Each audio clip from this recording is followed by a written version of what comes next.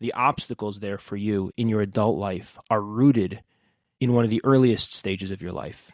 It brings you back to being a toddler.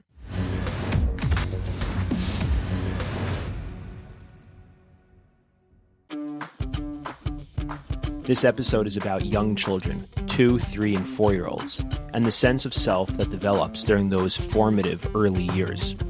Learning about this is an opportunity to understand why we are the way we are in our adult lives, and where we might be able to reparent the inner child living inside of us today. This episode has been sponsored by Michi and Naomi Nudel in honor of their grandparents. Relationships are too important and too challenging to take for granted. Welcome to the Attached Life, where we explore the magic and the madness of our most meaningful relationships.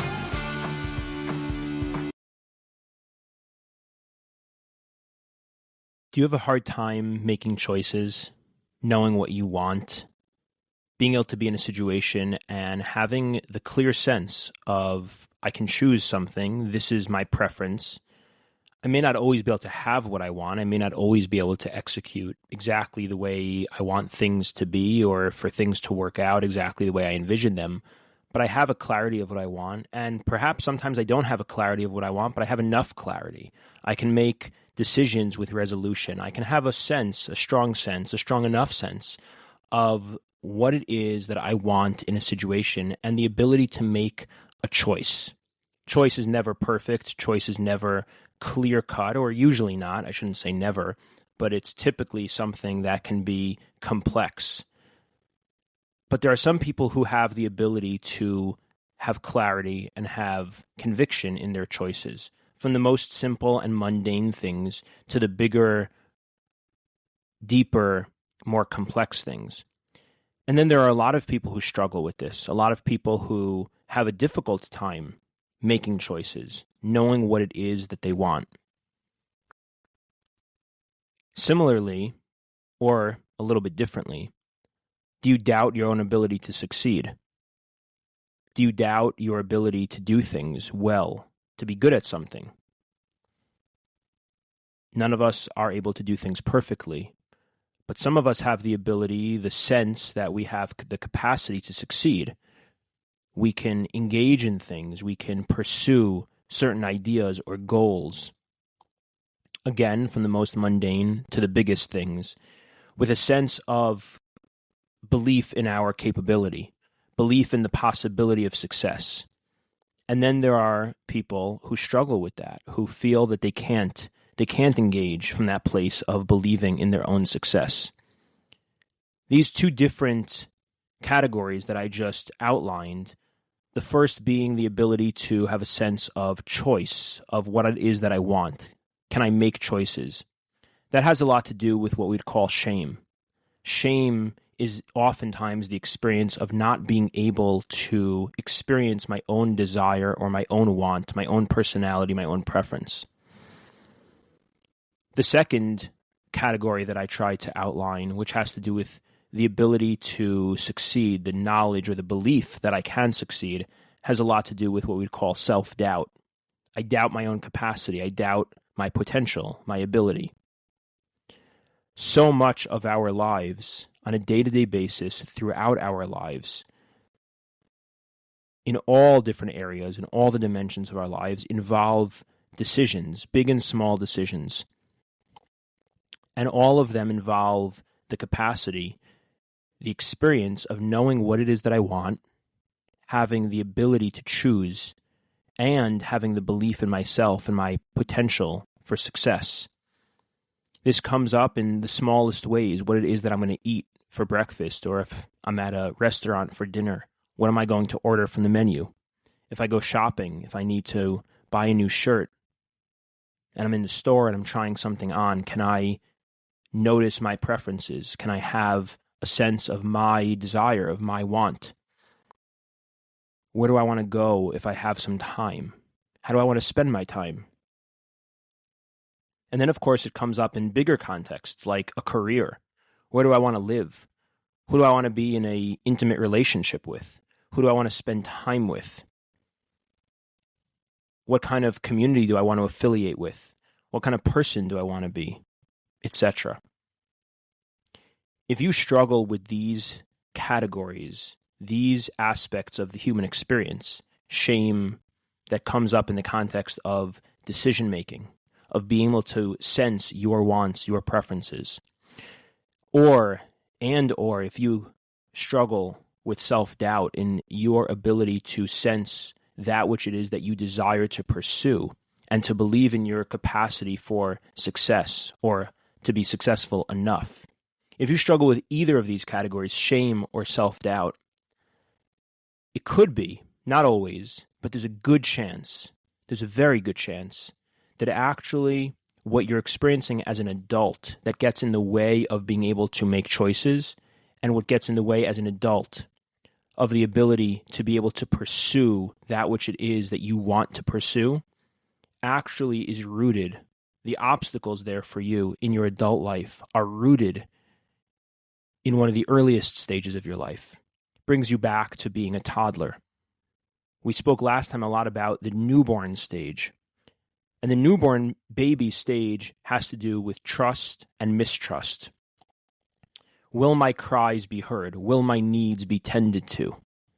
If they are, I develop a sense of trust. If they're not, I develop a sense of mistrust of the world. And we expanded on that and we tried to explore that deeply in the last episode. Right after that stage, what starts to develop is actually kind of the opposite or other side, the other pole of the human experience, which is not necessarily my trust of others, but it's really, in a sense, my trust of myself. It's my sense of autonomy, of me as an individual. So let's back up a second.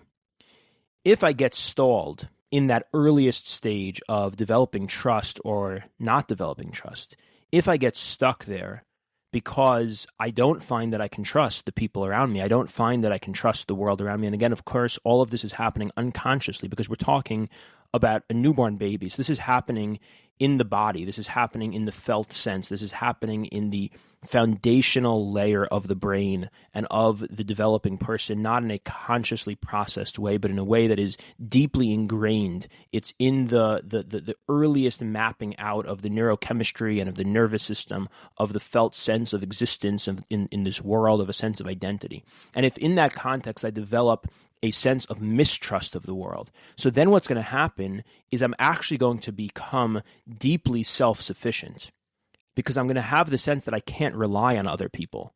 I can't trust that other people are going to help me in any way, that no one's going to be there for me. So in that sense, I'm going to develop almost what we might call a hyper self-sufficiency, a extreme version of self-sufficiency, which makes a lot of sense. And actually in that context is deeply brilliant, is so adaptive, even if later in life that's going to manifest in forms that will oftentimes present problems and challenges for the person. But if you think about it in its original context, it's an adaptive solution to a problem. If I can't trust the world around me, then I need to invest my efforts further into my self-sufficiency.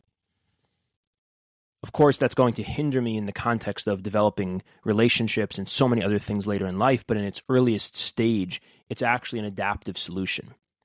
But I want to focus on today is if trust does develop. So if I do feel that people hear my cries, that people tend to my needs as a baby, so then I start to develop a trust in other people. And when that happens, when there is trust in others, now I can start to venture off to explore the world in my own way. I can start to express my individuality. I can start to individuate myself, to become my own person with my own wants and needs. I can start to engage that and to start to test that out, to feel what that's like. What happens if I start to have preferences, if I start to express wants? Does the environment allow for that? But not in a hyper-autonomous way, not in an extreme self-sufficiency, because I do have a sense that I can trust others. People will do things for me. People will help me. People will be there for me if I need them. So it's not a overcompensation by engaging in a extreme form of self-sufficiency and individuality.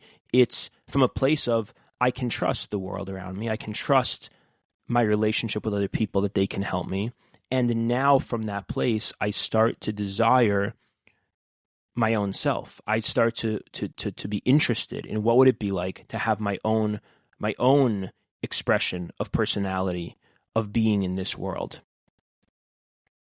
And this brings us to the second stage in Erikson's developmental theory, which is what he calls autonomy versus shame and self-doubt. So if I have trust from that earliest stage, so now I'm going to start to develop a deeper version of trust. What do I mean by a deeper version of trust? So think about the following sentence. I trust that you take care of me. So as a child, as a baby, my internal system is gauging whether or not I can trust that you will take care of me. But think about how that sentence can actually be formulated in two different ways with the exact same words, depending on how I emphasize the words.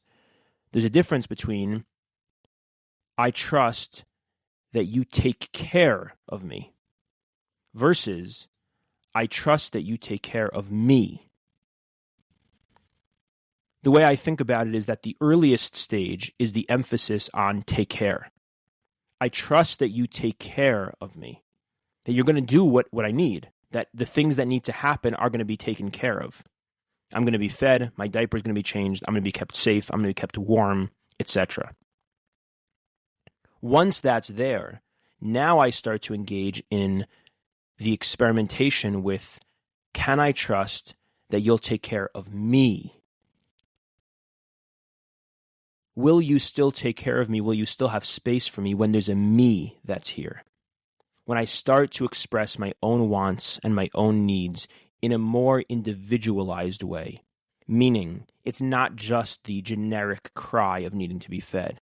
It's not just the generic need to have a diaper changed. It's not just the generic or objective universal need for safety and warmth and shelter and clothing, etc. But now it becomes my particular version of what it means that I need clothing. It's the clothing that I want. That it's my particular need of what I want to eat, how I want to eat it, when I want to eat it. So not just that I need to be fed in a basic way, but how I want to experience that. Not just that I need shelter, but that I have my personal preferences of what shelter looks like, of what stuffed animal is on my bed, or what color is in my room, or things of that nature. And I start to experiment with that. And so the child at this earliest age is now, as a toddler, in simple, seemingly mundane ways, is going to start to want to be doing things on their own. They're going to want to start expressing themselves on their own. And whether or not they're going to thrive in that context and develop that healthy sense of self, healthy sense of autonomy, or if they're going to develop shame around their sense of self and self-doubt around their sense of self, that's going to depend largely on the responses that they get from the adults around them.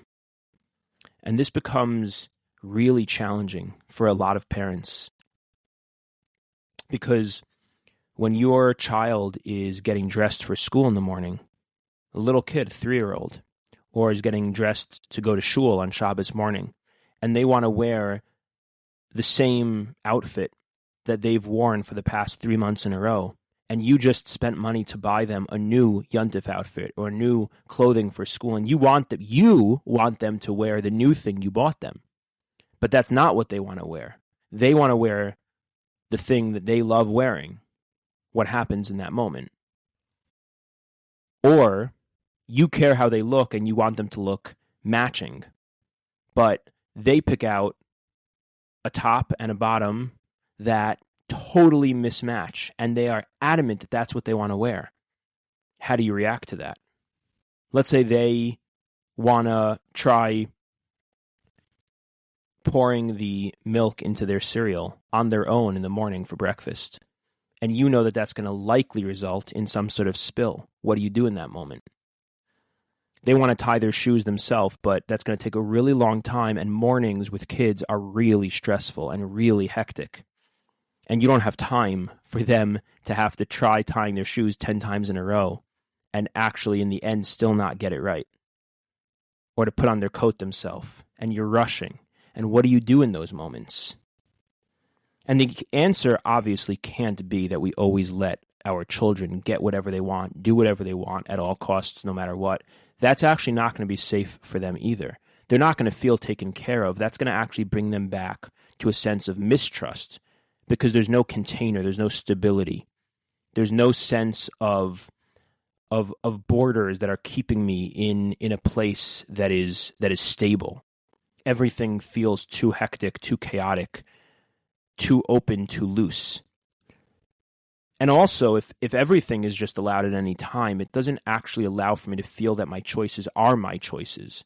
It's not that I have significance in choosing what I want, because it's just complete openness, complete exposure to whatever anybody chooses to do at any given moment. So in all those situations where the child begins to try and do the typical developmental child-type things of expressing their own wants and their own desire to be autonomous, but it creates and presents all sorts of challenges, how do we react to that?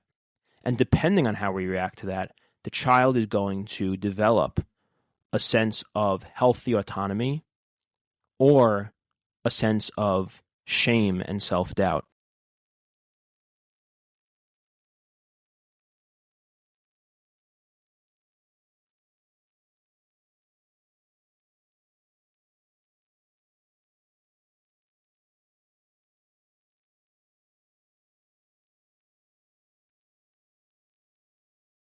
So what the child really needs in this stage of developing their autonomy versus their shame and self-doubt is a healthy balance of being given opportunities to express and experiment and be themselves and try to be themselves and try to do things on their own as much as possible, but still within containment and within balance. There is a reality to life. There is a practicality to life. And actually, as I said before, the child needs the answer sometimes to be no, because they need to start at some point in this process to also develop a sense of being able to experience and integrate into their system that sometimes the answer is no. And that actually will feel very stabilizing for them in many ways. That's something we can try and get to at a different point. But the question is, how do we say no? And how within the no do we allow that for that not to be shaming and not to be stifling? And how do we find as much expression as possible within a contained way that the child does have the ability to not say, well, I want my room to be pink today, and then I want my room to be blue or green, and they're just going to somehow change the color of their room all the time. That's obviously completely impractical. But when we say no to that, can we say no in a way that isn't shaming the desire? Can we celebrate the fact that they have an interest? Oh, your favorite color is pink. Well, we can't paint your room pink because your room is gray, but what could we do that could bring pink into your room or whatever color it might be? They want to choose their snacks in the morning for school. And instead of getting upset or frustrated or shaming them for wanting to pick all junk snacks or rushing them through the fact that there's no time for that, what would a response of, well, I need to pick most of your snacks because I need to make sure that you have a healthy day of eating, but I'd love for you to be able to pick one snack that's the one you want the most, and that can be one that you choose. Or if it's a particularly rushed day, today we don't have time for you to choose, but I would love for you to choose. You can choose snacks tomorrow, and let's plan for that so that we have enough time to make that happen. Similarly, if they want to tie their shoes themselves or put on their coat themselves, to be able to say to them, well, right now we actually have to get going so we can be to school on time, but how about after school? you can try practicing tying your shoes yourself so that maybe tomorrow you can do it on your own. Or things like that. To be very mindful and intentional in the way that we respond, the way that we talk to them, to children, in a way that it doesn't stifle or suppress the desire to do things on their own. That they can feel that their desire to do things on their own is actually embraced and empowered and celebrated. That doesn't mean the answer is always yes, but it's how we respond to it. And here's why this is so deeply important. Because what happens if we don't do that? What happens if our responses are always aggravated responses, rushing responses, stifling responses, kind of shutting them down, not really allowing for that to take place? What happens is the following. The need for a person in their developmental experience, the need for a person to express their own wants, their own autonomy, their own ability to do things on their own, that need is programmed as a basic natural impulse and instinct that we as humans have. That is something that's there. Whether or not the environment encourages that and cultivates that and nurtures that, that basic impulse is there. That's going to be coming up in the child, in the person, in their system. It's going to be happening.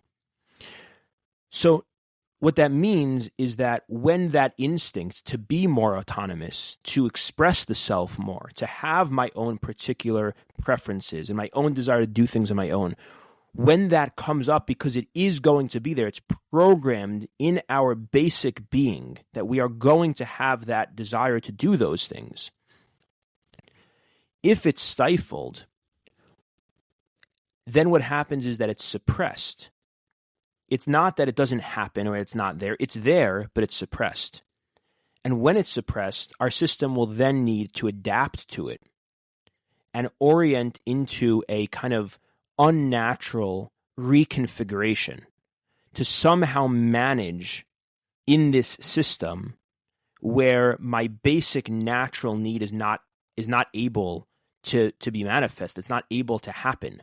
So now I need to do something with that. I need to somehow reconfigure myself in a way that allows for me to exist in this environment that doesn't really allow for my natural self.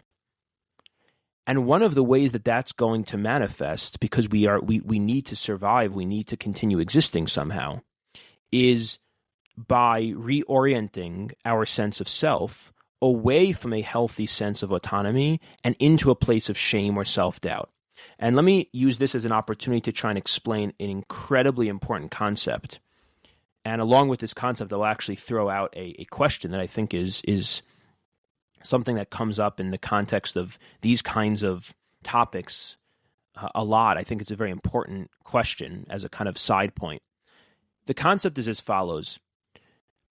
When there's a basic need, a basic developmental characteristic that is not being allowed to be expressed by virtue of the environment, by the caregivers, let's say the parents, respond to this basic need of autonomy in a way that is stifling to it. So the child now has one of two options. So let's imagine this scenario. The child as a very small little being, a 3-year-old, who is tiny compared to these giants, these people, these parents who are just giants in the eyes of a 3-year-old. And the 3-year-old is completely dependent on these giants for everything, for clothing, food, shelter, warmth, safety, everything. Their whole life is in the hands of these giants. And they are experiencing, the 3-year-old is experiencing that there's something that doesn't feel right in the experience that they are having with these giants, with these people, with their parents. Something doesn't feel right. Something feels off. When they express their interest in eating dinner on the green plate instead of the purple plate, the parent makes them feel dumb about it or just gets upset, gets angry about it. So the child can now interpret that. This is all happening unconsciously. The child can interpret that experience in one of two ways. Now, of course, if these things happen all the time, if it happens once in a while, but the general environment is different, that's not what I'm talking about. But if this happens in a more pervasive way, in a more chronic way, so the child has one of two options in that moment. They can either interpret the parent's anger at their desire to have the green plate instead of the purple plate. They can experience the parent's anger as indicative of there being something wrong with the parent. The parent is doing something wrong. The parent is the problem. Why is my parent so angry? My parent gets angry so much. Do they have an anger issue? Is there something going on for them? Did they have a stressful day at work, or are they in a fight with someone? What's going on for them? There's a problem with them. There's something wrong with them that they're getting angry. My desire for the green plate is perfectly natural and normal and makes sense, but there's something going on with my parent.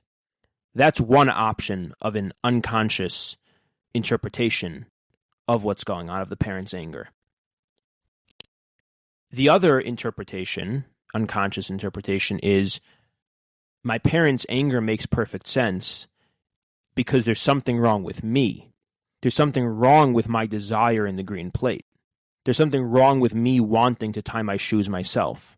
There's something wrong with me asking for a different stuffed animal in my bed. There's something wrong with me saying I don't like this dinner tonight, whatever it might be. There's something wrong with me, and my parents' response is perfectly justified. So if you're a 3-year-old and you have these parents who are physically giants and figuratively speaking giants, meaning they run everything, everything's in their hands. So think about it. Which of those interpretations feels more safe and which feels more dangerous? To think that there's something wrong with me, the 3-year-old, or to think that there's something wrong with my parents who control the whole universe from my perspective? Clearly, it is far more scary, far more dangerous for that 3-year-old to think there's something wrong with the parents. And so what happens is that the 3-year-old therefore unconsciously interprets and internalizes a negative self-perception. There's something wrong with me for wanting the green plate. There's something wrong with me for saying that I want to tie my shoes myself. And now the child develops a sense of shame around their wants. They develop a sense of self-doubt around their capacities. But by doing that, they actually survive. They actually feel in that moment more safe, because if there's something wrong with me, well, then that means that actually my parents' response makes sense and my parents are good.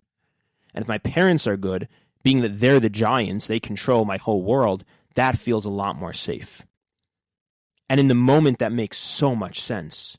In the long run, what that's going to mean is that this child now, years later, as an adult, is going to struggle with choices, with knowing what they want, knowing who they are, and with the belief in themselves and their capacity to pursue things and to have the potential of success. The question I want to throw out there as a little bit of a side point is, because of that understanding as to how negative self-beliefs develop, one of the tricky things that come up in the context of therapy a lot is that in order to undo that negative self-belief, we often need to be able to shift where the problem was. And we need to shift that interpretation of identifying the problem as being in ourselves and be able to move it away and into seeing where the problem actually was and not in ourselves. The goal is not to say where the problem was, because the goal is not to criticize others. The goal is to be able to reorient towards my sense of self, so that instead of understanding that there's something wrong with me for having had wants, that no, it's perfectly good that I have wants and preferences. But in order to make that change, oftentimes what that means is being able to see, well, then where was the problem in the environment back then? If it wasn't me, where was it? And that often means that it was in adults around me. And that brings us into a tricky thing, because that is where people then start to create a lot of oftentimes resentment or animosity towards parental figures. And there's a very hot topic these days and debate around concepts of parental alienation and issues in therapy turning children against their parents, and therapy doing all sorts of things like that. And that is not a goal that I'm pro, but it is a tricky kind of tightrope to walk. Because if we understand that oftentimes in order to make that shift around our own beliefs of self, we need to go back to that place and understand what was happening and why we internalized that negative belief, and to be able to work that in a way that we develop that healthier belief. It does involve oftentimes a bit of reorienting to the way we understand the people that were around us at that time and what was going on. So I do think that there's a whole variety of different ways to try and deal with that issue, and to do it in a way that is compassionate and respectful and understanding of the adult figures that were there, and that we can shift where the problem was without having to overly blame or criticize or judge or alienate those adult figures, those parental figures. I think there is a way to do that. But it is an open question, because I do think it's a very fine line, and it's a very subtle and complex art form of how to try and navigate that. Not a simple thing at all, because the goal certainly is not to turn people against their families. But there is an element that comes up in a way that's really very tricky.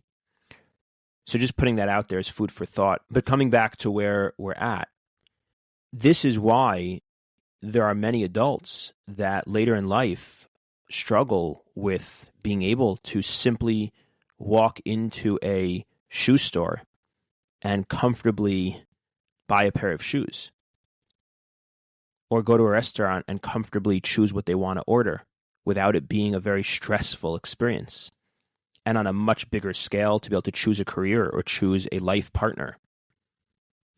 Because in that earliest stage, they developed as a survival mechanism a negative self-belief around the experience of having wants, having preferences, believing in themselves, and they developed a lot of shame around that. I want to mention a few different reasons why the environment, the adult people, the parents can oftentimes create that sense of shame, almost always unintentionally. It's almost never something that people are trying to do. But it can happen for a variety of reasons. Sometimes it happens that the parents respond to the child's desire to do things themselves, to express their wants and preferences. The parents will kind of respond in a shaming or angry way to that, or impatient way. Sometimes it's really just a practical thing. Sometimes it's a lack of realizing how important it is to nurture the child's desire and the child's preferences and the child's interest in doing things on their own. And it's just a lack of realizing how important that is. And the busyness of life, especially when our children are that young, it's extremely challenging. It's a very challenging time. And so the busyness of life and the impatience and the amount that people are juggling can oftentimes, just in a very simple kind of surface level way, lead to that sense of stifling or suppressing the child's interest in expressing themselves and being more autonomous.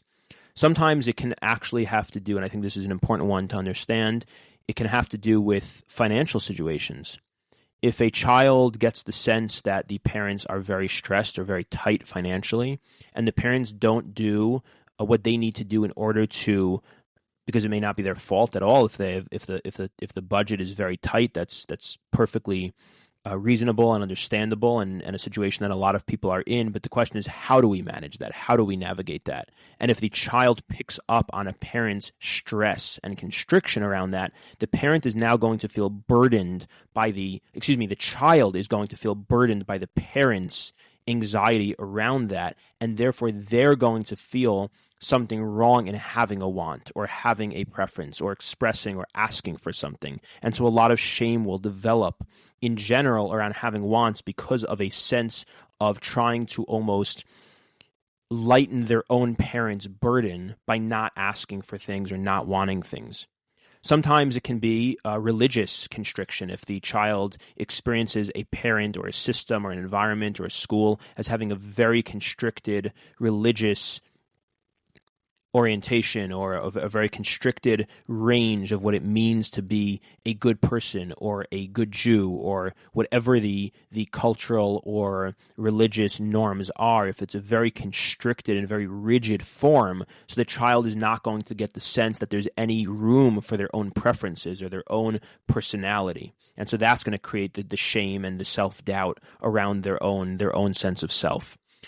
In a different way, it can sometimes be the parent's own anxiety. It could be from parents being anxious. That's oftentimes what can result in what we talk about of, helicopter parents, or I think people now talk about bulldozer parents, right? So parents who are overprotective, parents who are, from their own anxiety, they see their kid running down the block, and the kid is running, and as kids do, they often trip and they'll skin their knee or something like that, and get a scrape, and that happens, and that's okay. But the overprotective parent is going to run and try and stop the child before they fall, and not allow the parent to have that child experience of running freely down the street. And again, it's all within balance, but that anxiety that can create the overprotection, the over cushioning of everything around the child to make sure that the child experiences no harm and no mistakes and nothing ever spills and nothing ever goes wrong, that's actually not protecting the child. It's actually creating a sense of shame and self-doubt that the child thinks that they can't be themselves, they can't try things. Oftentimes that can also come from a parent's own trauma, which will come out and surface in the context of their parenting.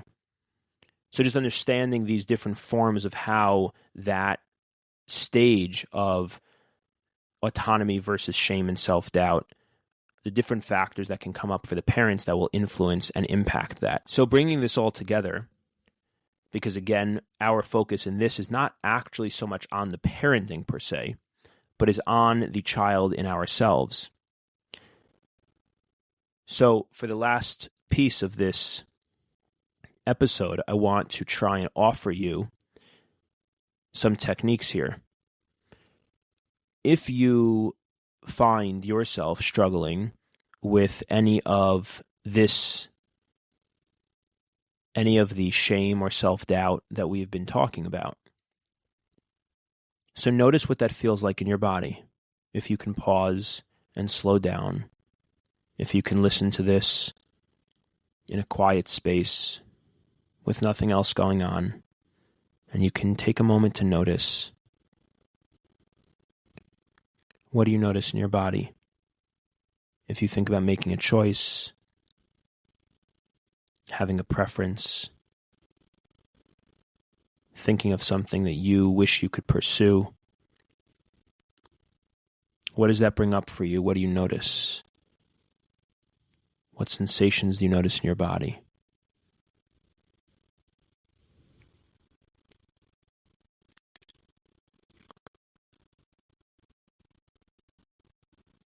Alternatively, or continuing from there, if you think about the early stages of your life, of what it was like to be a young child, somewhere around the age of 3. If you have any visual memory, that's great. If you don't, that's also okay. And just be curious what your unconscious memory brings up for you. The body is always the revealer of the unconscious. So what do you notice in your body as you think about that, as you think about everything we've spoken about here? The examples I've given,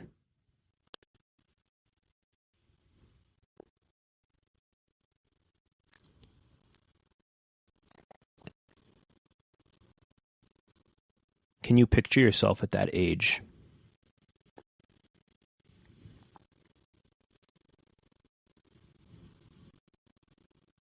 What do you see when you picture yourself? What's that like? Is there a pleasant, neutral, or unpleasant experience of thinking about this stage of life?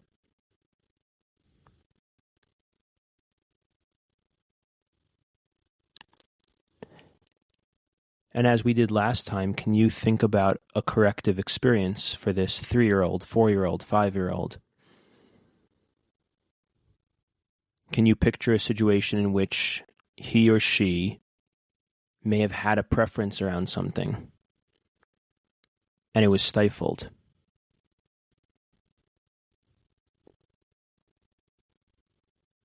Imagine the situation, a classic situation, of a grandparent, let's say, wanting to give their grandchild a hug or a kiss, and the grandchild doesn't want that right now as a 3-year-old. Unfortunately, what most parents and grandparents do is kind of force it on them.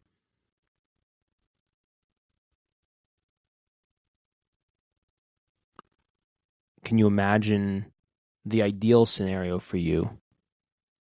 How the parents and grandparents in that situation would have responded in a way that would have been better?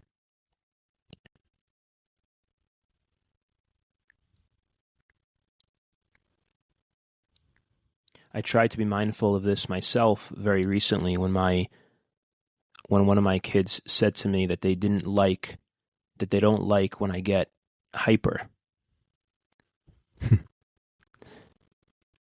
Kind of an interesting moment. So I try to be mindful of this by responding, by telling them that I'm happy that they told me and thank you for telling me that.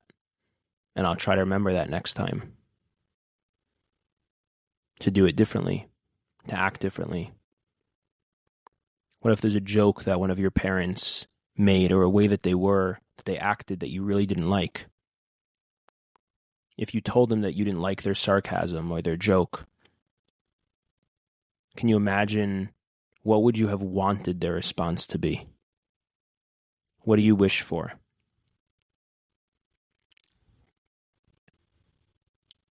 If there was financial strain, can you envision what you wish things could have looked like? Which doesn't necessarily mean having more money, but how your wants could have been nurtured in a way that was in line with the reality of what was going on. If there was religious constriction, what do you wish the religious messages would have been instead? If your parents were overprotective from their own anxiety, what do you wish things could have looked like instead? And picture whatever it is that you're imagining and notice what it's like in your body to envision and imagine a different experience. The fantasy version of your experience, where your wants and preferences, in a balanced and contained way, were celebrated and embraced, where the messages you got told you that your autonomous self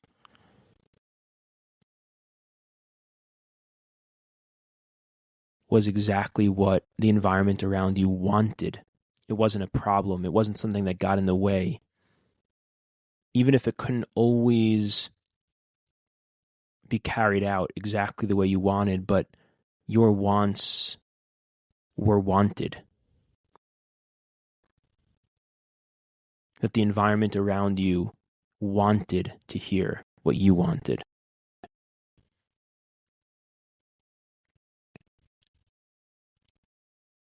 And taking this one last step further, there's an exercise that you can try of doing what we call some inner child work.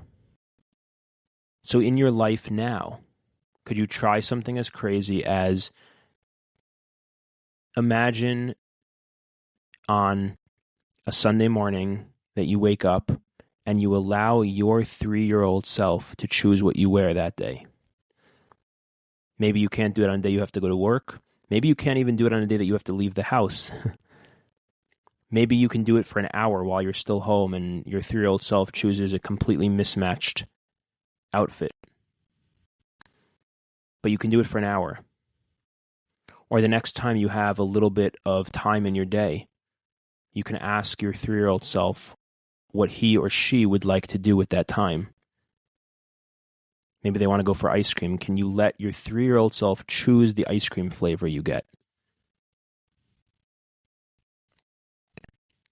And the answer to the choices, the preferences of that inner child, again, might not always be yes in a completely giving them whatever they want way, but how do you communicate the no if it's a no? How do you work with whatever it is that they prefer, that they're wanting, in a way that empowers and celebrates their autonomous self?